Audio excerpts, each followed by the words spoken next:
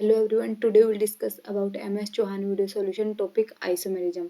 इसमें हमने 10 क्वेश्चन पिछले वाली वीडियो में कंप्लीट कर लिए हैं। आज हम करेंगे क्वेश्चन नंबर 11 से स्टार्ट। तो इसमें देखो हमें क्या बताना है, how many chiral carbon are there. तो हमें यहाँ पे क्या बताना है, कायरल कार्बन कितने प्रेजेंट है वो हमें बताना है यहाँ पे। ठीक है, तो देखो हमें पता है कि कार्बन के sp3 कार्बन है और उसकी जो वैलेंसी है वो चारों क्या है, डिफरेंट है, तो वो क्या होगा, ये कायरल सेंटर होगा। ठीक है, अब देखो यहाँ पे ये क्या है, sp3 और इसकी चारों वैलेंसी क्या है, डिफरेंट है, तो ये क्या हो जाएगा, कायरल कार्बन हो जाएगा। यहाँ पे भी एक कायरल कार्बन हो जाएगा, एक यहाँ पे हो जाएगा और एक यहाँ पे, एक यहाँ पे, एक ये कायरल कार्बन होगा, ये होगा और ये होगा। ठीक है, उसके बाद यहाँ पे देखो और कोई नहीं है, यहाँ पे sp2 है सब बाकी। तो यहाँ पे टोटल कितने कार्बन हो जाएंगे अपने पास, 1 2 3 4 5 6 7 8, 8 कायरल कार्बन हो जाएंगे। तो इसका जो आंसर हो जाएगा वो बी वाला हो जाएगा। ठीक है, नेक्स्ट क्वेश्चन। नेक्स्ट क्वेश्चन में भी हमें क्या बताना है, कायरल कार्बन ही बताने हैं। तो यहाँ पे देखो एक कायरल कार्बन ये हो जाएगा, एक ये हो जाएगा, एक ये वाला हो जाएगा, एक ये हो जाएगा, एक ये और एक ये हो जाएगा। ठीक है, बाकी यहाँ पे कोई कायरल कार्बन नहीं है। तो टोटल कितने हो जाएंगे अपने, 1 2 3 4 5 6। यहाँ पे कितने कायरल कार्बन हो जाएंगे, 6 हो जाएंगे। तो आंसर नंबर सी आ जाएगा। Next question.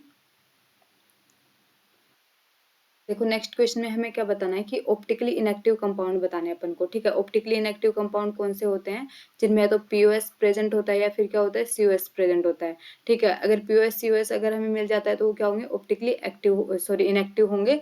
और जहाँ पे पीओएस और सीओएस नहीं होता है वो क्या होते हैं, ऑप्टिकली एक्टिव होते हैं। अब देखो अगर हम फर्स्ट वाला कंपाउंड देखें तो इसमें देखो जो नाइट्रोजन है उसके पास क्या होता है, एक लोन पेयर होता है और पीएच है, CH3 है और ET है। ठीक है, तो जब हम ये जो नाइट्रोजन होता है ये क्या करता रहता है, फ्लिपिंग करता रहता है। ठीक है, एक बार इसका लोन पेयर ऊपर में मिलेगा, एक बार इसका लोन पेयर नीचे में मिलेगा। ठीक है, फ्लिपिंग की वजह से अगर हम देखें इसका तो एक मिरर इमेज ये बनेगा इसका, सॉरी एक एक मॉलिक्यूल ये बनेगा और जब फ्लिपिंग करने के बाद में सेकंड वाला क्या बनेगा, ये वाला बनेगा। ठीक है, उसके बाद देखो यहाँ पे, ठीक है, अब फर्स्ट वाला हो गया। अगर हम इसकी मिरर इमेज बनाएं इसका फ्लिपिंग करवाने के बाद में तो अपने पास ये सेकंड वाला कंपाउंड मिलेगा। अब देखो ये दोनों क्या है, एक दूसरे की मिरर इमेज है। ठीक है, मिरर इमेज है बट क्या है, non super imposable mirror image है। ठीक है, अगर non super imposable mirror image है तो वो क्या होंगे, इनैंशियोमर होंगे। ठीक है, इनैंशियोमर क्या होता है, एक रेसमिक मिक्सचर होता है। रेसमिक मिक्सचर क्या होता है, ऑप्टिकली इनएक्टिव होते हैं। ठीक है, तो ये जो ए वाला कंपाउंड है वो क्या हो जाएगा, ऑप्टिकली इनएक्टिव हो जाएगा due to flipping of nitrogen. Nitrogen क्या शो करता है, कभी लोन पेयर को ऊपर वाले उसमें फेज में रखता है, कभी नीचे वाले फेज में रखता है। ठीक है, जिसकी वजह से क्या होता है, फ्लिपिंग करने की वजह से ये ऑप्टिकली इनएक्टिव रहता है।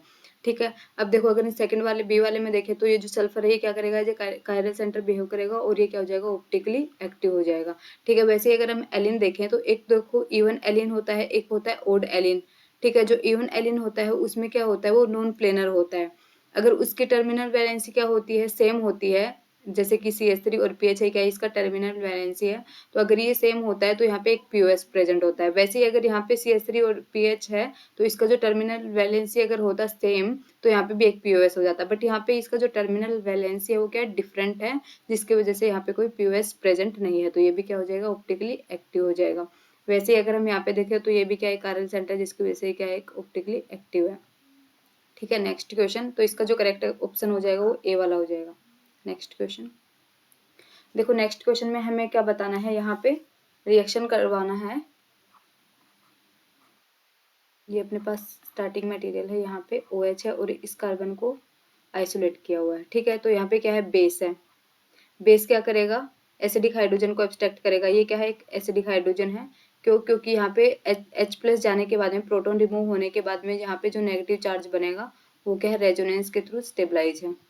ठीक है, अब ये जो नेगेटिव चार्ज है क्या करेगा, रेजोनेंस करेगा और यहाँ पे क्या आएगा, नेगेटिव चार्ज आ जाएगा ऑक्सीजन पे। ऑक्सीजन पे नेगेटिव चार्ज आ गया, यहाँ पे डबल बॉन्ड हो गया और यहाँ पे OH हो गया। ठीक है, ये तो OH पहले से ही था और इस कार्बन को आइसोलेट किया हुआ है। फिर इसका रिएक्शन अगर हम H2O के साथ में करवाएंगे तो यहाँ पे क्या आ जाएगा, OH बन जाएगा ये, और क्या बनेगा अपने यहाँ पे OH, यहाँ पे भी OH बन जाएगा। ठीक है, उसके बाद फिर से बेस आएगा, बेस गिवन है हमें। OH माइनस, यहाँ पे बेस आया और इस ऑक्सीजन पे क्या आ जाएगा, नेगेटिव चार्ज आ जाएगा।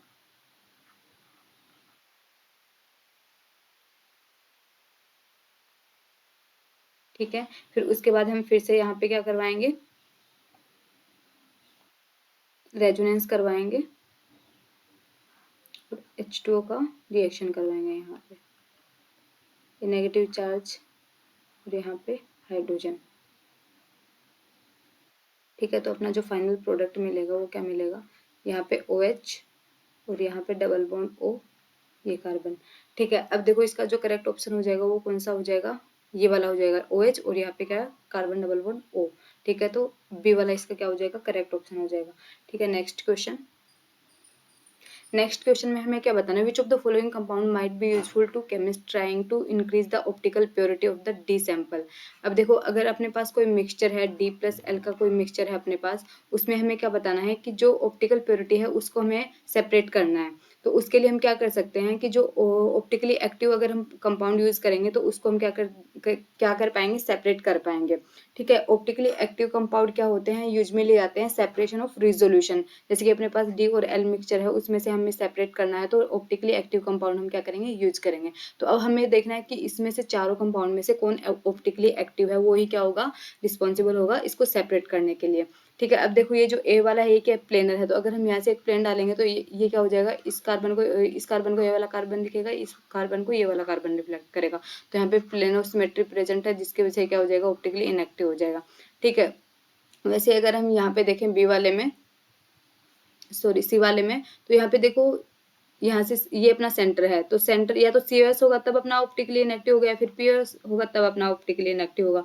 तो देखो यहाँ से सेंटर से अगर हम ऊपर जाते हैं तब CH3 है, सेम सॉरी कार्बोक्सिलिक एसिड है, नीचे जाते हैं तब भी कार्बोक्सिलिक एसिड है। ऐसे ही ऊपर जाएंगे तो अपने पास एक रिंग मिल रही है, नीचे जाएंगे तब भी अपने पास एक रिंग मिल रही है। इसका मतलब सेंटर से अगर हम चारों साइड जाते हैं तो अपन को सेम इन्वायरमेंट मिल रहा है, जिसकी वजह से हम क्या बोल सकते हैं, यहाँ पे सेंटर ऑफ सिमेट्री यहाँ पे प्रेजेंट है। ठीक है, अगर सेंटर ऑफ सिमेट्री प्रेजेंट है तो ये क्या हो जाएगा, ऑप्टिकली इनएक्टिव हो जाएगा। ठीक है, उसके बाद अगर हम डी वाले पे देखो तो अगर हम यहाँ से एक प्लेन पास करें तो एसिड को क्या कर देगा, हाफ ऑफ कर देगा और इस कार्बन को ये वाला कार्बन रिफ्लेक्ट करेगा, इस कार्बन को ये वाला कार्बन रिफ्लेक्ट करेगा। तो यहाँ पे भी क्या हो सकता है, एक प्लेन ऑफ सिमेट्री प्रेजेंट हो सकता है, जिसकी वजह से ये भी क्या हो जाएगा, एक ऑप्टिकली इनएक्टिव कंपाउंड हो जाएगा। ठीक है, अगर हम बी वाले में देखें तो देखो अगर हम यहाँ से सेंटर से चलें तो देखो यहाँ पे ऊपर में जाएंगे तो CH3 है, सॉरी एसिड है, बट अगर हम नीचे में जाते हैं तो एसिड नहीं मिलता, हमें फिर से ऊपर में जाते हैं तभी एसिड मिलता है। इसका मतलब यहाँ पे कोई सेंटर ऑफ सिमेट्री नहीं है और प्लेन ऑफ सिमेट्री तो यहाँ पे है ही नहीं। तो ये कोई क्या हो जाएगा, अपना COS भी नहीं है, यहाँ पे POS भी नहीं है, तो ये क्या हो जाएगा, ऑप्टिकली एक्टिव हो जाएगा, जो क्या रहेगा, रिस्पॉन्सिबल रहेगा किसको, मिक्सचर को सेपरेट करने के लिए। ठीक है, तो इसका जो करेक्ट ऑप्शन हो जाएगा वो बी वाला हो जाएगा। Next question. नेक्स्ट क्वेश्चन में हमें क्या बताना है, कायरल कार्बन बताने हैं, मतलब जो मॉलिक्यूल है वो कायरल कौन सा मॉलिक्यूल है वो हमें बताना है। तो देखो ये क्या है, इवन एलिन दिया हुआ हमें, इवन एलिन का टर्मिनल वैलेंसी क्या है, डिफरेंट है, जिसकी वजह से यहाँ पे कोई प्लेन ऑफ सिमेट्री या फिर सेंटर ऑफ सिमेट्री प्रेजेंट नहीं है। तो इसमें क्या हो जाएगा, ऑप्टिकली एक्टिव हो जाएगा। ऑप्टिकली एक्टिव कंपाउंड क्या होते हैं, कायरल होते हैं। ठीक है, उसके बाद यहाँ पे देखो सेकंड वाले में ये भी एक कायरल सेंटर, यहाँ पे भी एक कायरल सेंटर है, तो ये क्या हो जाएगा, कायरल मॉलिक्यूल हो जाएगा। अगर हम यहाँ पे देखो तो देखें तो यहाँ पे देखो अगर हम यहाँ से पास करें प्लेन को तो देखो इस कार्बन को ये कार्बन रिफ्लेक्ट कर रहा है, इस कार्बन को ये कार्बन रिफ्लेक्ट कर रहा है, बट देखो यहाँ पे वेज पे है, यहाँ पे डेस्क पे है, तो यहाँ पे कोई प्लेन ऑफ सिमेट्री प्रेजेंट नहीं होगा। अगर दोनों वेज पे होते तब ये प्लेन ऑफ सिमेट्री प्रेजेंट होता। ठीक है, तो ये भी क्या हो जाएगा, ऑप्टिकली एक्टिव हो जाएगा, प्लेन ऑफ सिमेट्री प्रेजेंट नहीं है यहाँ पे। ऑप्टिकली एक्टिव कंपाउंड क्या होते हैं, कायरल होते हैं। ठीक है, अगर हम फोर्थ वाले में देखें तो देखो ये क्या है, ये यहाँ से अगर हम एक प्लेन लगाएंगे, अगर हम यहाँ से एक प्लेन लगाएं, ये पूरा एक यहाँ पे कोई कायरल सेंटर नहीं है, क्योंकि जो इसका इन्वायरमेंट है सारी वैलेंसी क्या है, सेम है। तो यहाँ से अगर हम एक प्लेन लगाते हैं तो ये वाले कार्बन है ये तो क्या हो जाते हैं, हाफ हो जाते हैं, और ये जो पार्ट है ये इसको रिफ्लेक्ट करेगा। तो इसका मतलब यहाँ पे प्लेन ऑफ सिमेट्री प्रेजेंट है, जिसकी वजह से क्या ऑप्टिकली इनएक्टिव, और जो ऑप्टिकली इनएक्टिव होते हैं वो क्या होते हैं, अकायरल होते हैं। ठीक है, अगर उसके बाद में हम ये देखें तो देखो इसको अगर हम ऐसे बनाएं, डबल बॉन्ड O, यहाँ पे भी डबल बॉन्ड O है, और डैश पे क्या है, CH3, और वेज पे क्या है, हाइड्रोजन। अब देखो इन दोनों को हम एक सर्कल एज्यूम करें और हम यहाँ से एक प्लेन पास करवाएं, ये वाला प्लेन पास करवाएं जो ये जो CH3 और हाइड्रोजन है इसको हाफ हाफ करे, और इस वाले कार्बन को ये वाला कार्बन रिफ्लेक्ट करेगा, इस वाले पोर्शन को ये वाला पोर्शन रिफ्लेक्ट करेगा, और यहाँ से एक प्लेन जाएगा। ठीक है, ये कार्बन क्या हो जाएगा, हाफ हाफ हो जाएगा। तो यहाँ पे प्लेन ऑफ सिमेट्री प्रेजेंट है, जिसकी वजह से क्या हो जाएगा, ऑप्टिकली इनएक्टिव, और ऑप्टिकली इनएक्टिव क्या होते हैं, अकायरल होते हैं। ठीक है, वैसे अगर हम इसमें देखें लास्ट वाले ऑप्शन में, तो यहाँ पे देखो CH3 हाइड्रोजन, यहाँ पे डबल बॉन्ड O है और एक यहाँ पे डबल बॉन्ड O है। ठीक है, देखो ये दोनों तो CH3 और हाइड्रोजन तो हाफ हाफ हो जाएंगे, बट देखो यहाँ पे क्या है, ओनली कार्बन है, यहाँ पे कार्बन डबल बॉन्ड O है, तो ये दोनों को रिफ्लेक्ट नहीं करेंगे, क्योंकि एक कार्बन पे 2 हाइड्रोजन लगे हैं और एक कार्बन पे एक ऑक्सीजन लगा हुआ है, डबल बॉन्ड O लगा हुआ है। तो यहाँ पे कोई प्लेन ऑफ सिमेट्री प्रेजेंट नहीं होगा, जिसकी वजह से क्या हो जाएगा, ऑप्टिकली एक्टिव हो जाएगा। ऑप्टिकली एक्टिव क्या होते हैं, कायरल कंपाउंड होते हैं। ठीक है, तो इसका जो आंसर हो जाएगा वो क्या हो जाएगा, 1, 2, 3 और 6। तो इसका करेक्ट ऑप्शन डी हो जाएगा।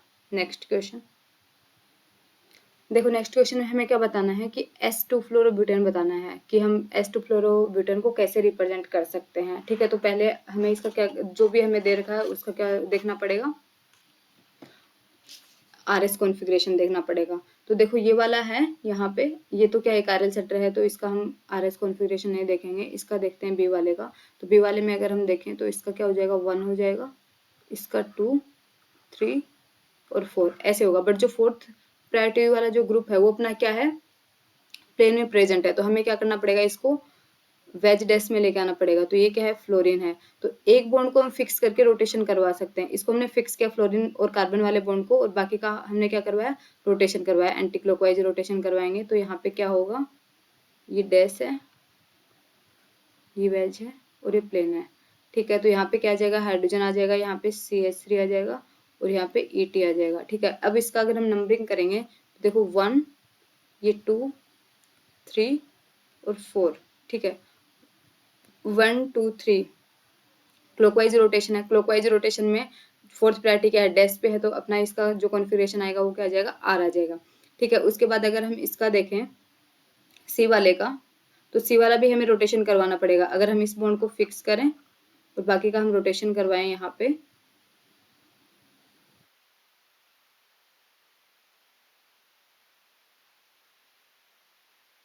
कार्बन, ये फ्लोरीन एज इट इज रहेगा, ये वेज है,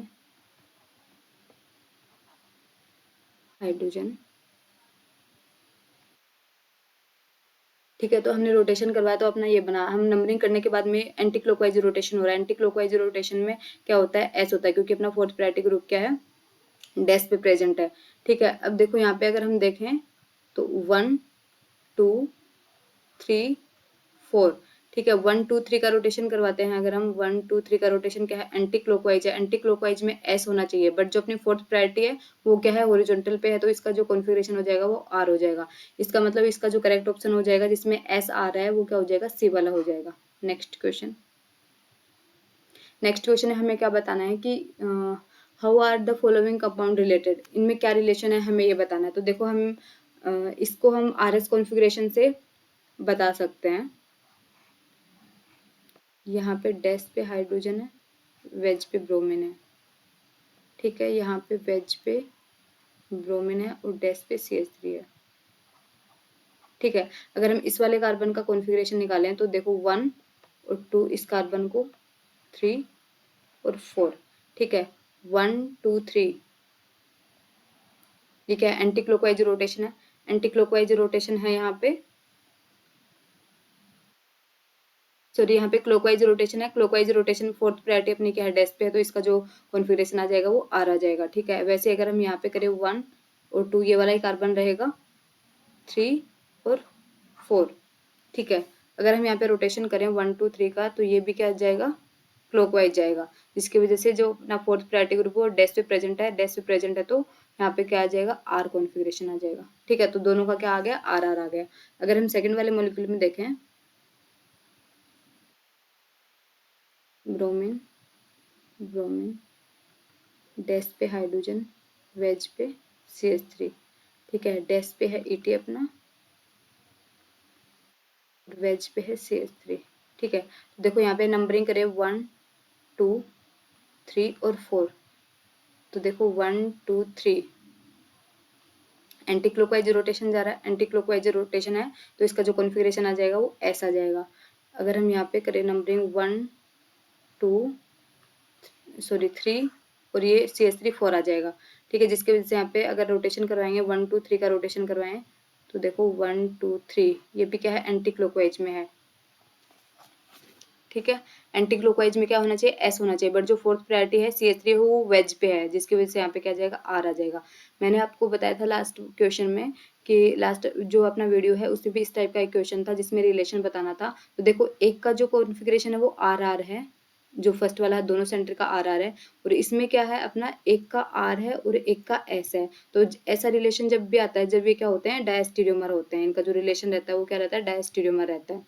ठीक है, तो दोनों क्या है, आपस में डायस्टीरियोमर का रिलेशन रखते हैं, तो इसका जो करेक्ट ऑप्शन हो जाएगा वो ए वाला हो जाएगा। ठीक है, नेक्स्ट क्वेश्चन देखो। नेक्स्ट क्वेश्चन में हमें क्या बताना है, कायरल मॉलिक्यूल बताना है। तो देखो ए वाले का जो स्ट्रक्चर होगा ये होगा, बी का ये बी वाला, और मैंने सारे स्ट्रक्चर बना रखे हैं, ऐसा स्ट्रक्चर होगा। ठीक है, तो अब देखो यहाँ पे कोई कायरल कार्बन नहीं है क्योंकि दो ब्रोमीन ब्रोमीन क्या है, सेम है। और अगर सी वाले में देखें तो यहाँ पे भी कोई कायरल कार्बन नहीं है, यहाँ पे हाइड्रोजन है और यहाँ पे दो ब्रोमीन सेम लगा हुआ है। ठीक है, वैसे ही डी वाले में भी कोई कायरल कार्बन नहीं है। अगर हम बी वाले में देखें तो देखो यहाँ पे एक क्लोरीन है, एक ब्रोमीन है, एक हाइड्रोजन है और आगे दो कार्बन लगे हैं, तो यहाँ पे क्या है, कायरल कार्बन है, तो इसका जो करेक्ट ऑप्शन हो जाएगा वो बी वाला हो जाएगा। ठीक है, नेक्स्ट क्वेश्चन। नेक्स्ट क्वेश्चन में हमें क्या बताना, among the following Newman projection, हमें मीजो 2,3 ब्यूटेन डाइऑल बताना है कि मीजो कंपाउंड कौन सा होगा इसमें से। तो देखो पहले हमें क्या करना पड़ेगा, इसको मीजो देखने के लिए मीजो का कंडीशन हमें पता होता है, दो कायरल सेंटर होने चाहिए उसमें, और या तो प्लेन ऑफ सिमेट्री या फिर सेंटर ऑफ सिमेट्री प्रेजेंट होना चाहिए, तब वहां पे क्या होगा, मीजो कंपाउंड बनेगा। तो अब देखो यहाँ पे हमें इसको सबको फिशर में कन्वर्ट करना पड़ेगा, उसके बाद हम क्या कर पाएंगे, इसमें देख पाएंगे कि प्लेन ऑफ सिमेट्री है या नहीं है। तो देखो फिशर में कन्वर्ट करने के लिए पहले हमें इसका रोटेशन करवाना पड़ेगा, जितने भी हमें न्यूमन प्रोजेक्शन दे रखे हैं, क्योंकि फिशर में हमें न्यूमन से फिशर में जाने के लिए स्टेगर्ड से नहीं जा सकते, हमें इक्लिप्स्ड फॉर्म कन्फर्मर से जाना पड़ेगा। ठीक है, तो पहले हम जो गिवन है अपना पी वाला, उसका हम इक्लिप्स्ड कन्फर्मर बनाते हैं। इक्लिप्स्ड बनाने के लिए हम क्या करेंगे, इसका 60 डिग्री रोटेशन करेंगे। ठीक है,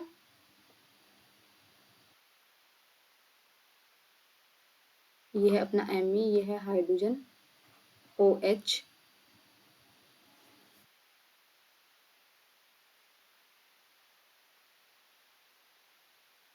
ठीक है, देखो अब मैंने सबको क्या किया है, रोटेशन करके इक्लिप्स्ड फॉर्म में कन्वर्ट कर लिया है।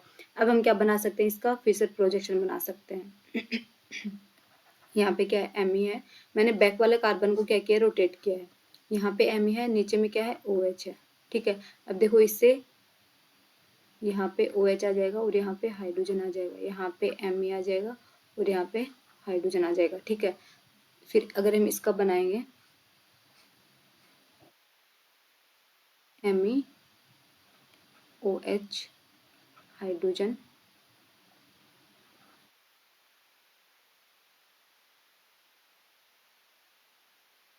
ठीक है, फिर अगर हम इसका बनाएंगे, ऊपर में Me, नीचे भी Me है, लेफ्ट में यहाँ पे OH है, यहाँ पे भी OH है, यहाँ पे हाइड्रोजन है और यहाँ पे हाइड्रोजन है। ठीक है, वैसे ही अगर हम इसका फिशर प्रोजेक्शन बनाएंगे तो ऊपर में भी Me है, नीचे में भी Me है, यहाँ पे हाइड्रोजन है, यहाँ पे OH है, यहाँ पे OH और यहाँ पे हाइड्रोजन। ठीक है, हमने सबका क्या बना लिया, फिशर प्रोजेक्शन करवा लिया। उसके बाद में देखो पहले हमने रोटेशन करवाया 60 डिग्री का बैक वाले कार्बन पे, उसके बाद में हमने इक्लिप्स्ड फॉर्म में कन्वर्ट किया, इक्लिप्स्ड फॉर्म में कन्वर्ट करने के बाद में हमने फिशर प्रोजेक्शन बनाया। अब हमें पता है कि यहाँ पे कायरल सेंटर है, दो कायरल सेंटर है, तो यहाँ पे हम मीजो बता सकते हैं। ठीक है, दो कायरल सेंटर पे मीजो बता सकते हैं। अब हमें क्या देखना पड़ेगा, प्लेन ऑफ सिमेट्री या फिर सेंटर ऑफ सिमेट्री देखना पड़ेगा। तो अगर हम प्लेन ऑफ सिमेट्री देखें तो यहाँ पे देखो फर्स्ट वाला जो मॉलिक्यूल है उसमें कोई प्लेन ऑफ सिमेट्री नहीं है।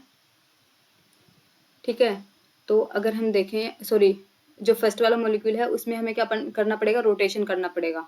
ठीक है, अगर हम रोटेशन करके देखें तो देखो मैं यहाँ पे बना देती हूँ, रोटेशन हम ऐसे करेंगे, ये यहाँ पे जाएगा, ये यहाँ पे जाएगा, क्योंकि अपना जो वर्टिकल जो लाइन है उस पे maximum number of carbon atom होने चाहिए, तो यहाँ पे Me आएगा और यहाँ पे Me आएगा।